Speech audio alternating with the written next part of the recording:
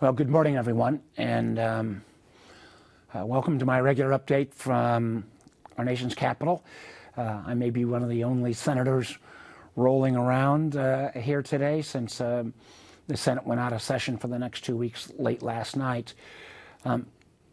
Lots to talk about, though, so let's get at it. First, we continue to wait to get a full briefing on from the administration on the deal that President Trump cut to try to end the war with Iran.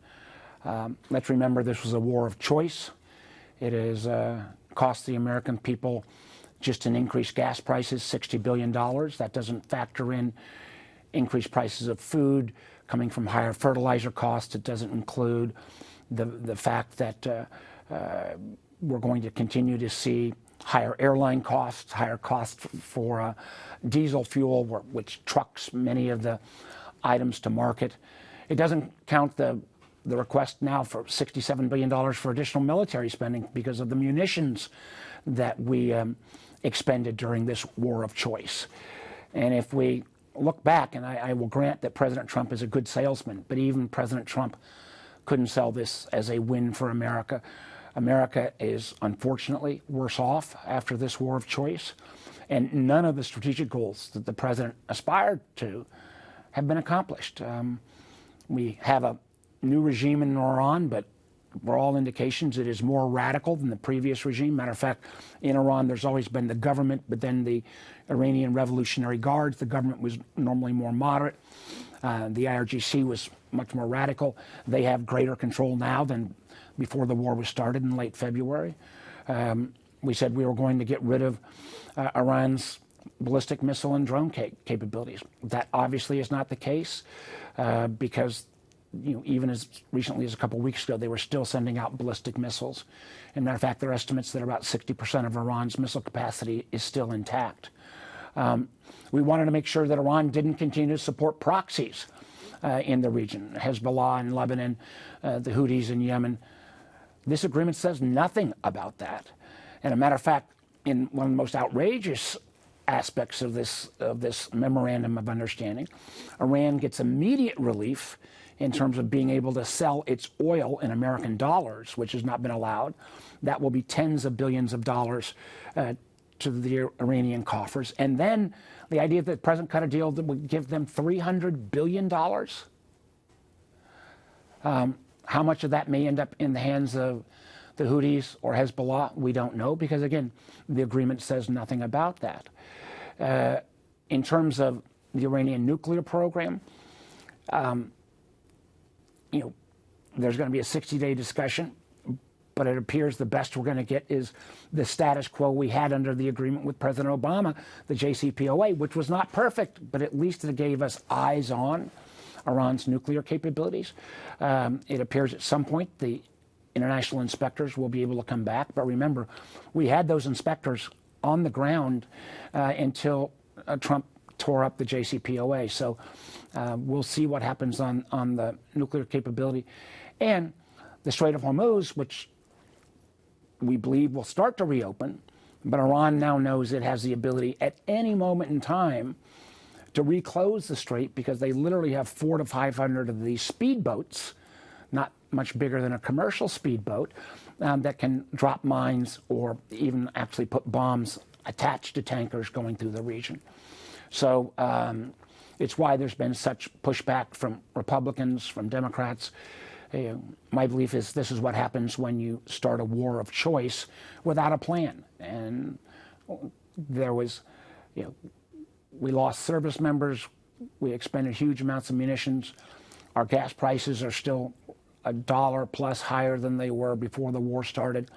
And we accomplished none of our strategic goals. So, and we still haven't received a fulsome briefing on where we go from here. Moving from Iran to another one that's a little crazy, what's happening at the Director of National Intelligence, Bill Pulte, who I think is a national security threat. This gentleman has no national security background. When he came into the office earlier this week, reports were that He didn't even know that he couldn't take the presidential daily brief home each night. Anybody with any intelligence background would know you can't take that most classified document out of a secure location.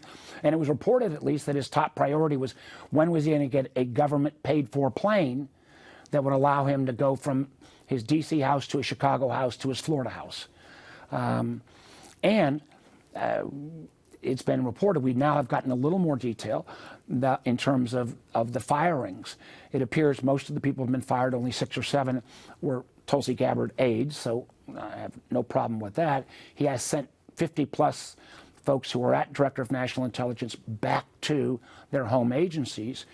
And I do support a right-sizing of DNI, Director of National Intelligence Office, but it ought to be done with a plan, not haphazardly. And I will make the case again.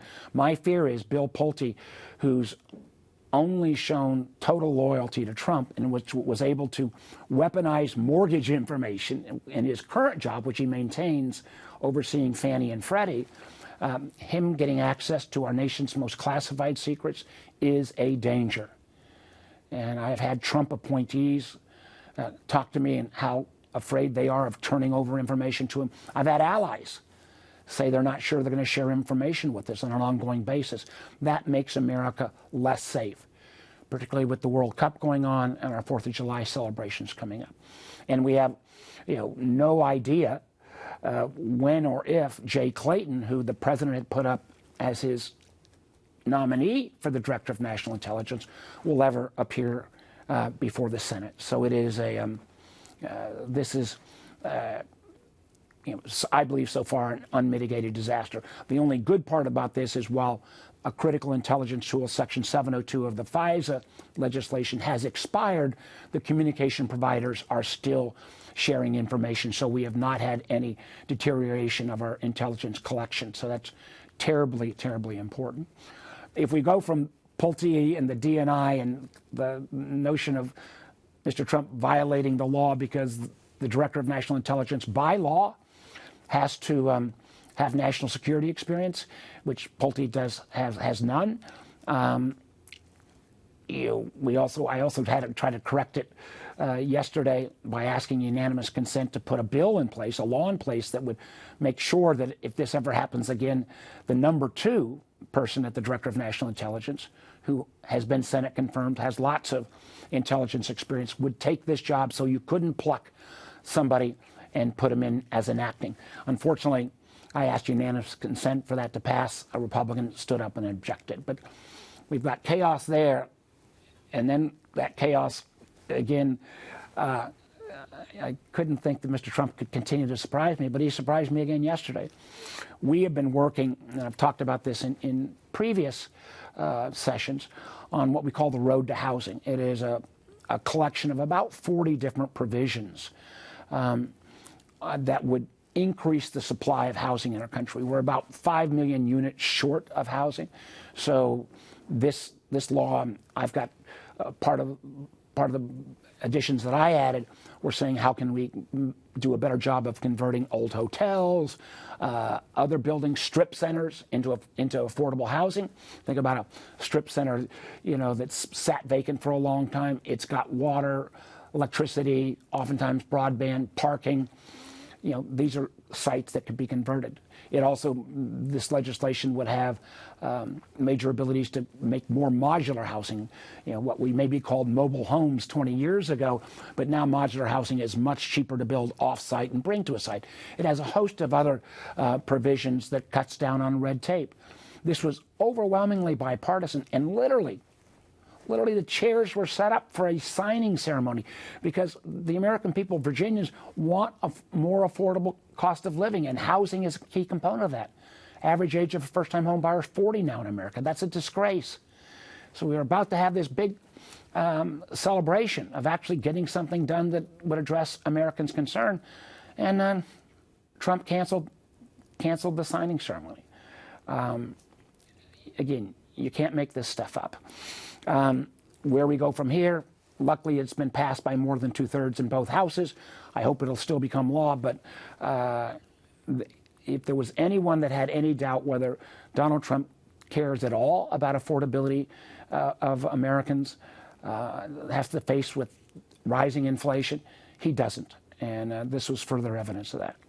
I'm going to close out with slightly better news. You know, I'm one of the lead sponsors of what's called the America the Beautiful Act. This bill, which I hope will actually pass potentially even before July 4th, builds upon one of the things I'm proudest of in my time in the Senate, the Great American Outdoors Act, which we passed about 5 years ago, which put a record amount of money into upgrading our parks, our national park lands, our monuments, and we have a ton in Virginia. I was recently at a ribbon cutting at completion of part of the George Washington Memorial Parkway upgrade, or we're working as well. We've got a lot of money for the Blue Ridge Parkway, the Colonial Parkway over near in York County, and a host of other provisions at national parks all across the Commonwealth. This money was run out. It was only a 5-year program, so we've got this new bill called America the Beautiful Act that would add again about $2 billion a year to deferred maintenance and upgrades, because we had about $13 billion in arrears. We got about half of that taken care of, but in the 5 years we've added other things that were deferred, have added to that maintenance list. So we got to keep at this to make sure we preserve our history and heritage. And I'll close with that. I mean, July 4th, 250th anniversary, it's a time, I think, for all Americans to reflect and look back. We are still a country in pursuit of that more perfect union. I think we live in the greatest country in the world. I am disappointed, again, that President Trump has decided to politicize this event, and rather than celebrating America, it seemed to be more about him. But that's not going to defer or deter me from getting out and around the Commonwealth. Traditionally, I do a big parade in Prince William County. I do the Fairfax City 4th of July parades. I usually sweat through a lot of clothes greeting fellow Virginians, but this year I'm going to do that and also get down to Williamsburg, where the most Virginia-centric event will take place. And I look forward to a full patriotic day on July 4th. I know I've gone a little long with that. Why don't I turn it over to Catherine, and I'll try to take your questions. Senator, our first question is from Charlotte with the... All right, I can't, you have to turn up the volume. I can't hear you. Senator, our question is coming from Charlotte with the Virginia Mercury. Hi, thank you. With regards to the 21st Century Road to Housing Act, given that it did pass with pretty strong bipartisan support, does it eventually become law in a set amount of days whether or not President Trump acts, or do you guys have to sort of start over and try again? No, we don't have to start over. The Constitution even says a bill becomes a law without the president's signature after 10 days. There is still some technical issues about whether the Congress needs to stay in session during those 10 days. And the question would be, even if he vetoes it, there are the votes to override the veto, whether particularly some of the House Republicans would stick to their guns and still vote to override the president. We don't know. I mean, the irony was literally Speaker Johnson was bragging about the bill when he got word that Trump pulled the plug on it. So this has never happened before. It's bizarre beyond belief. The one piece of good news that the president and his party could claim as a success, now it's a bipartisan success, and then he kind of has taken it away and is holding it hostage for a bill that is not going to pass, the so-called SAVE Act, which is the biggest voter disenfranchisement effort in modern American history, literally since the Civil Rights Movement. That bill will never pass. There's not even Republican support for it here in the Senate. I do believe Road to Housing will become law. I hope that President Trump gets over his temper tantrum and just goes ahead and signs it. I think he probably will, but we'll have to stay tuned. And this is, this chaotic approach to being our chief executive, is detrimental. It undermines faith in Americans in all of our institutions. It is obviously continues to make America look a little bit wacky to friend and foe alike around the world. None of this is good. And if you can't celebrate a overwhelmingly bipartisan bill about dealing with the problem we all acknowledge, we're 5 million units short of housing supply, just because at the literally an hour or so before the signing, Trump threw a temper tantrum. We deserve better. Sir, our next question is from Mitchell with WTOP. Hi, good afternoon, Senator. I know we've talked a lot over time related to your concerns about the upcoming elections and various things that the administration is doing. I wanted to get your reaction to the comments that the Postmaster General made this week at a Senate hearing, saying essentially that the Postal Service would not deliver mail-in ballots in states that don't hand over data about voters to the federal government. Outrageous, politically inspired, and I know there will be efforts to take him to court. You know, the Constitution is clear. Elections are under the control of states and localities. You know, and this is again the irony. For years, the biggest guardians of that state and local control of elections was the Republican Party. And the idea that you're going to send your voter file to a clearly politicized administration where they could arbitrarily pick and choose, particularly by neighborhood, which voters they wanted to eliminate, it's outrageous.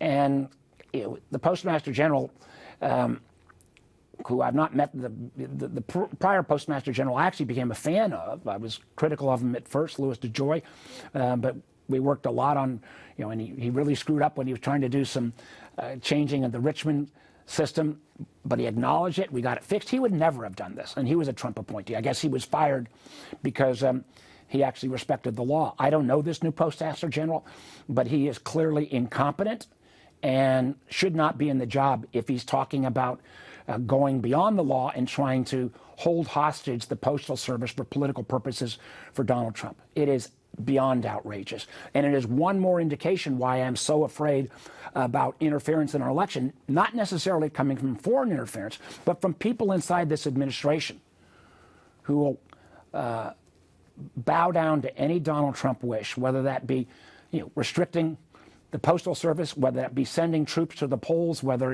that's why I'm so afraid of Bill Pulte having access to intelligence, which he could manipulate into causing some incident.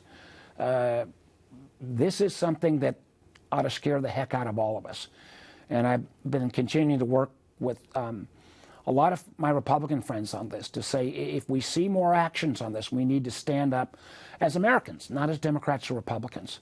And you know, again, this is I feel like Trump's obsession about the SAVE Act is simply an excuse for him to make the accusation that the 2026 elections are rigged.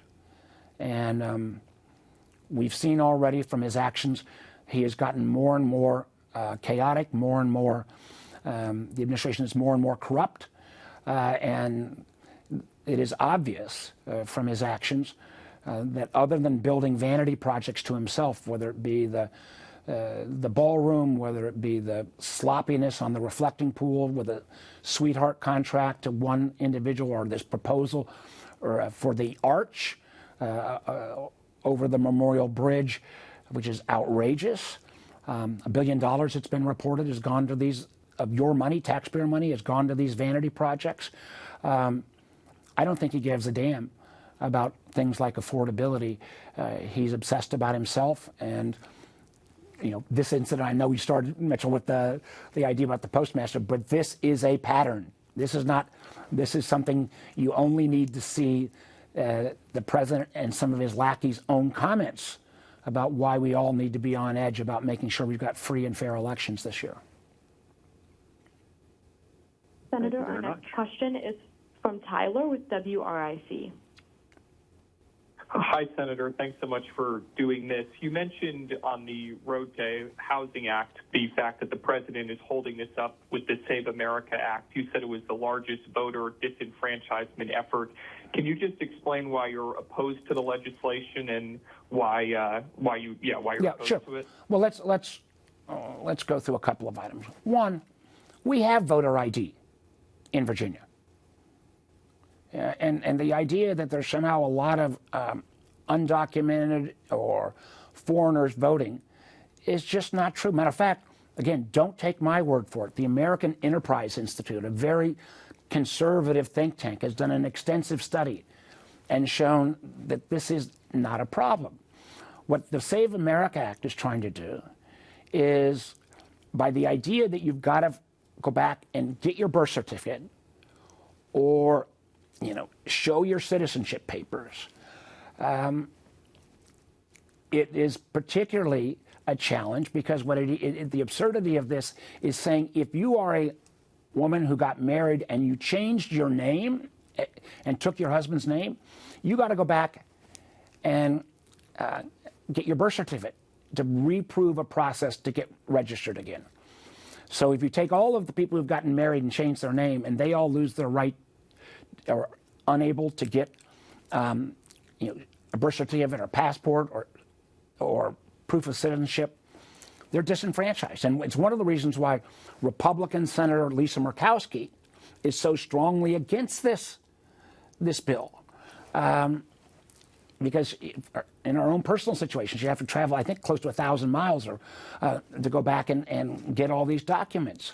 It also would dramatically cut back on mail-in voting. And, mail-in voting in certain states is the overwhelming way. States like Oregon or Utah. Utah, a very Republican state. We're going to suddenly say they can't do mail-in voting? A lot of seniors who don't have a passport. Do you really think somebody who's 90 still has access to their birth certificate? So this is an attempt, I think, to disenfranchise voters. Comes on top of efforts from the Supreme Court like undermining the Voting Rights Act. And it's one of the reasons why, even though it is Trump's top priority, there's not even the Republican votes in the Senate, let alone at the 60-vote margin, but even at the 51-vote margin. This is because Donald Trump is still obsessed about the fact that he lost in 2020. And we have free and fair elections while his name's not on the ballot. He's going to get shellacked, his party, because he's at over 60% disapproval. I think in Virginia it's close to 65%. And so the only way he can try to cook the books is if he can get a lot of voters, somehow try to make them ineligible to vote. And listen, I've been doing this long enough that I can still remember when voter registration and making it easier to vote was a goal of both Republicans and Democrats. And it's frankly obscene to me what Trump is trying to do. And, again, I'll go back to even what former Governor Youngkin said in both our gubernatorial election and the presidential election. We do safe, sound elections in Virginia. We don't need somebody from the federal level coming in and trying to dictate how we do our business. We have no evidence of cheating, no evidence of fraud. So I'll leave it at that. You don't even have 51 votes in the Senate with a Republican majority for this ill-conceived bill. Senator, our next question is from Michaela with WDBJ7. Yeah, hi, Senator. Could you talk about how the Road to Housing Act will impact Southwest Virginia specifically? Yeah, there are a number of provisions, and people, not just in Roanoke Valley, but particularly further west and southwest. We've got a really old housing stock. We've got topography problems with the mountains on how it's hard to find even enough available land at some point. But one of the provisions in the bill, I think, was added by my Republican friend Shelley Moore Capito from West Virginia, was to preserve some of the rural housing programs. That would preserve about 400,000 housing units. We also have provisions in the bill to make it easier and give some more tax benefits if you retrofit an existing housing unit. I think about one of the provisions I added, which was lots and lots of places around Southwest, lots of places in the Roanoke Valley where you've got, some of those 1950s, 1960s strip centers where, not the big ones, but 6 or 8 stores in a little mini parking lot that are mini shopping center that are shut down. Can we convert those easier to housing? There is also a benefit in this bill because we need more around the low-income housing tax credit, which is the most tried and true tool to provide affordable housing. There is an ability, it raises the cap for a lot of banks to be able to put more money into that program. That will be helpful, and that'll be helpful to community banks across Southwest. So there are a series, and in particular, I think, around modular housing, because there are still, the law of the land is that you can only call something a modular home or a mobile home if it still has wheels on it.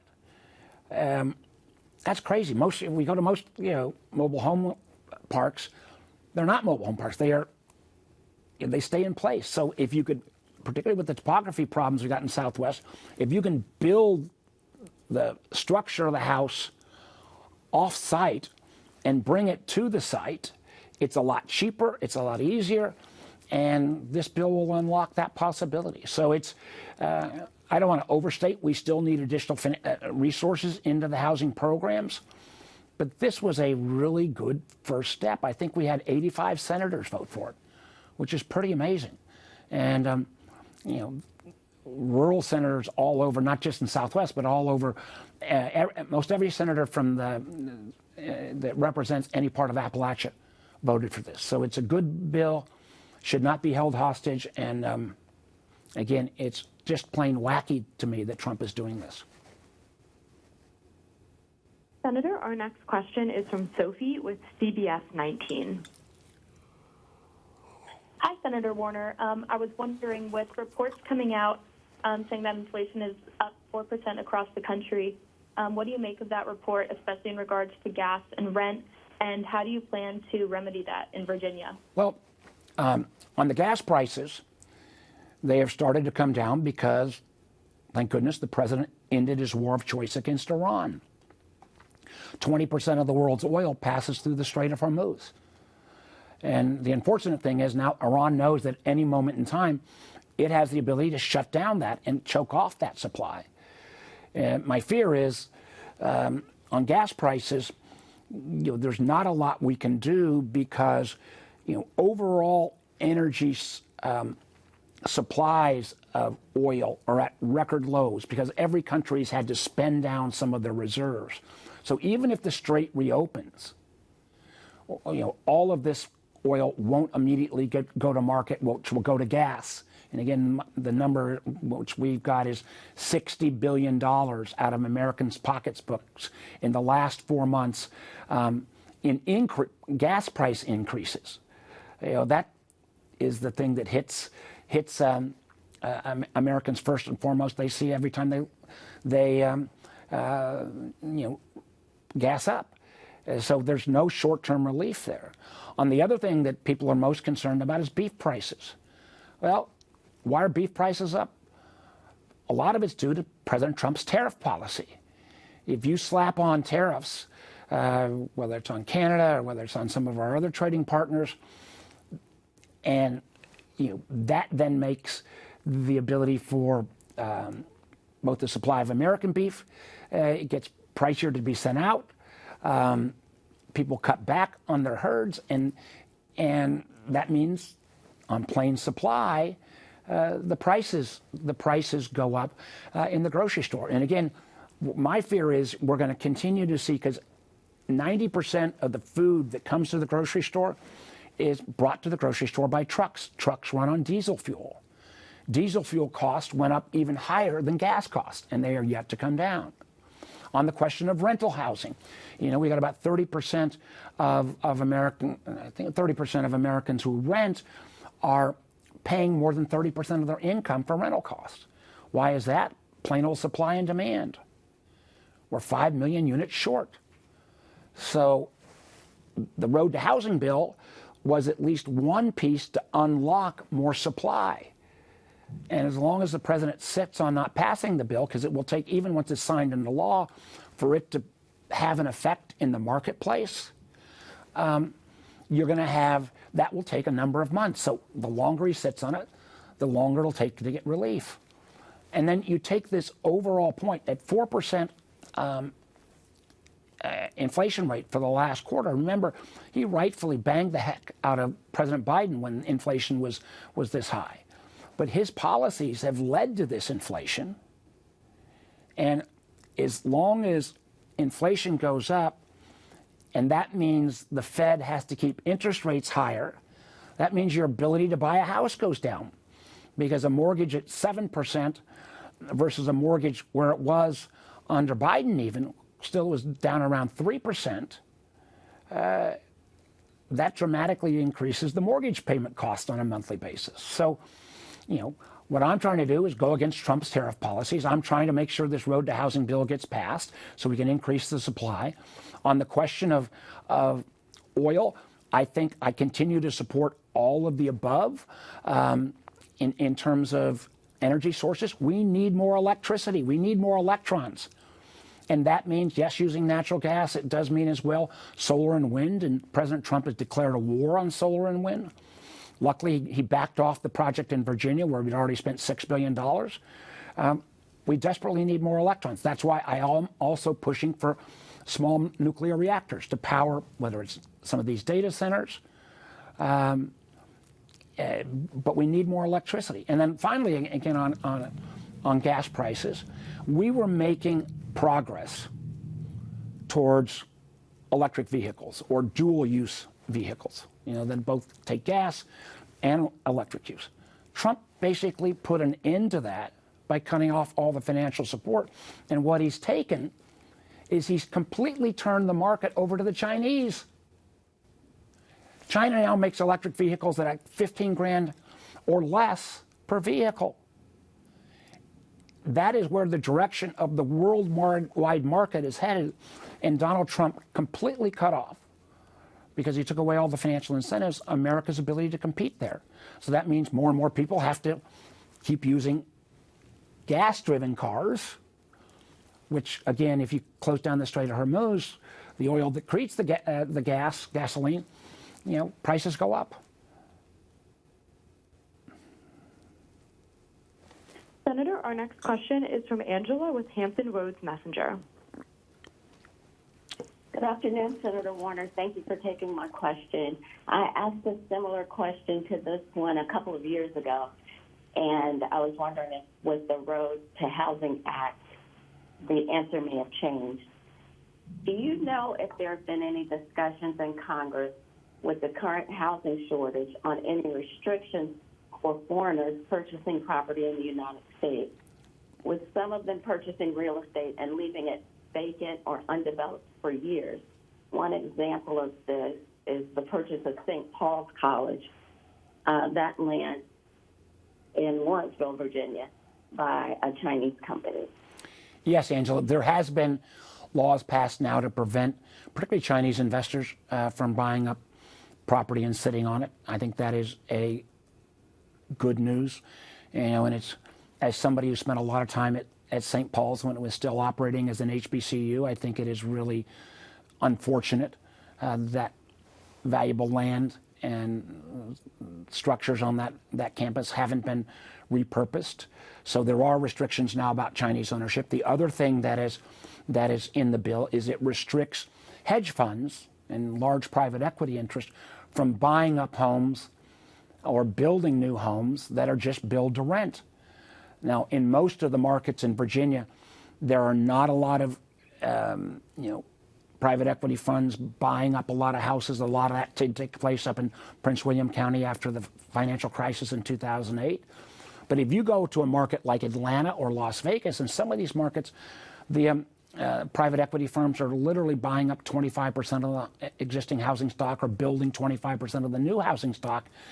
And that makes it more expensive because, particularly that first-time home buyer can't really bid against a private equity firm who will pay all cash all at once.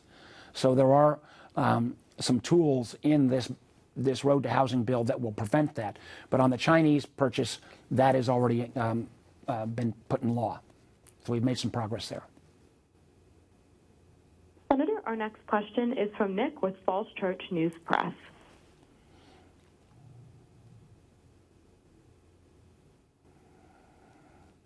Nick, are you there? Okay, sir. Our next question is from Lalit with Indo-Asian News Service.